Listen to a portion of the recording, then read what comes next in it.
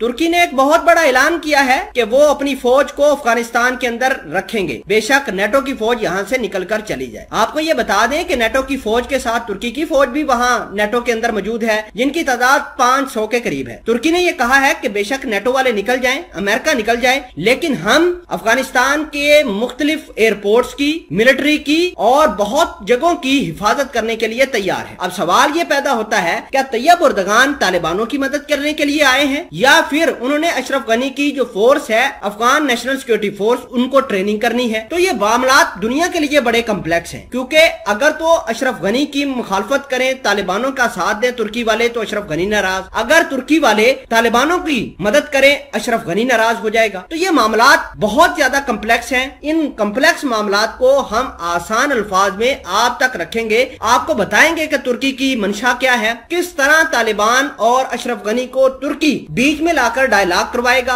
और इनके जो मामलात हैं, जो लड़ाई चल रही है, वो खत्म करवाएगा। और दूसरी अहम खबर यह है कि बगलान प्रोविंस है अफगानिस्तान का, वहां पर माइन वर्कर के ऊपर अटैक किया गया है और 10 के करीब माइन वर्कर जो काम करते थे उनको निशाना बनाकर हलाक कर दिया है। दोनों ही खबरों को अच्छे तरीके से आपके रूबरू करवाएंगे। छोटी सी गुजारिश है कि वीडियो को कम से कम लास्ट तक जरूर देखिए। हमारे इस चैनल हसनात टीवी को सब्सक्राइब करके घंटी के निशान को दबा लें ताकि लेटेस्ट न्यूज आप तक बर वक्त पहुंचती रहे। दोस्तों, सबसे अहम और बड़ी बात यह है कि तालिबानों को और अशरफ गनी को एक साथ बिठाने के लिए तुर्की ने ऐलान किया है कि वो सिर्फ अमन कायम करने के लिए अफगानिस्तान के अंदर तुर्की अपनी फौज बरकरार रखेगा। आपको ये बता दें कि नेटो की फौज जब आई थी अफगानिस्तान के अंदर 2001 के अंदर, तो उसमें तकरीबन 1000 से 1500 के करीब तुर्की के भी फौजी थे, जो अब कम होकर 500 के करीब रह गए हैं। तुर्की ने यह कहा है कि अगर तो अमेरिका और नेटो वाले मान जाते हैं तो तुर्की अफगानिस्तान से अपनी फौज बाहर नहीं निकालेगा। अब नेटो वाले तो ये बात मान चुके हैं, क्योंकि तैयब उर्दगान ने हाल फिलहाल के अंदर नेटो के चीफ से बातचीत करी थी कि वो अफगानिस्तान के अंदर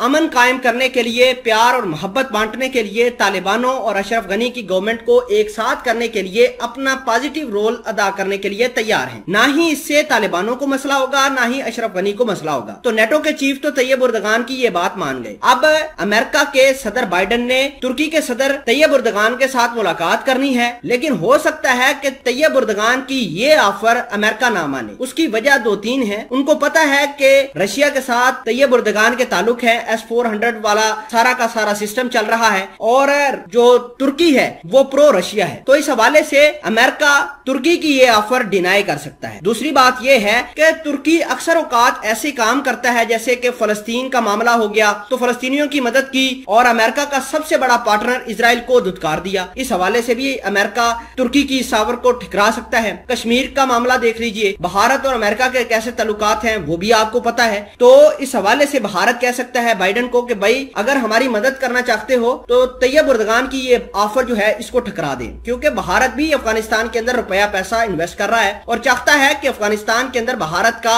बड़ा रोल हो, और इस वजह से भी तैयब उर्दगान की इस ऑफर को अमेरिका ठुकरा सकता है। लेकिन अहम बात यह है कि अगर तो तुर्की की फौज यहाँ पर रहती है तो अमन जरूर कायम हो सकता है, क्योंकि तैयब उर्दगान के चाहने वाले तालिबान के ग्रुप में भी मौजूद हैं और अशरफ गनी के ग्रुप में भी मौजूद हैं। बहुत सारे अशरफ गनी के ऐसे पार्टनर हैं, कैबिनेट मेंबर हैं, जो तैयब उर्दगान की बात बड़े अच्छे तरीके से समझते, सुनते और करते हैं। और इसी तरह तालिबानों के साथ भी है। हो सकता है कि अशरफ गनी के जो लोग हैं और तालिबानों के लोग हैं वो तैयब उर्दगान के कहने पर एक हो जाएं। दूसरी अहम और आखिरी बात यह है कि बगलान प्रोविंस के अंदर एक मरतबा दोबारा अटैक हुआ है। माइन वर्कर जो हैं वो बिल्कुल बेचारे हलाक हुए हैं, 10 की तादाद में। तालिबानों ने यह कहा है कि उन्होंने माइन वर्कर को निशाना नहीं बनाया, जबकि अशरफ गनी वाले कह रहे हैं कि तालिबानों की वजह से ही माइन वर्कर जो हैं वो हलाक हुए हैं। आपको ये बताना जरूरी है कि यूके की एक ऑर्गेनाइजेशन है, हेलो जिसका नाम है, उसने बहुत सारे अफगानिस्तान के लोग रखे हुए हैं जो सिर्फ जमीन से लैंड माइन को साफ करते हैं, जिसे आप बरूदी सुरंगें कह सकते हैं, सिर्फ उनको साफ करते हैं। तो 1988 के अंदर यूके ने बहुत सारे लोग इकट्ठे करके अफगानिस्तान की एक ऑर्गेनाइजेशन बनाई थी और उनको आज भी फंड करता है, जो सिर्फ और सिर्फ अफगानिस्तान से लैंड माइन जो होती हैं उनको साफ करते हैं।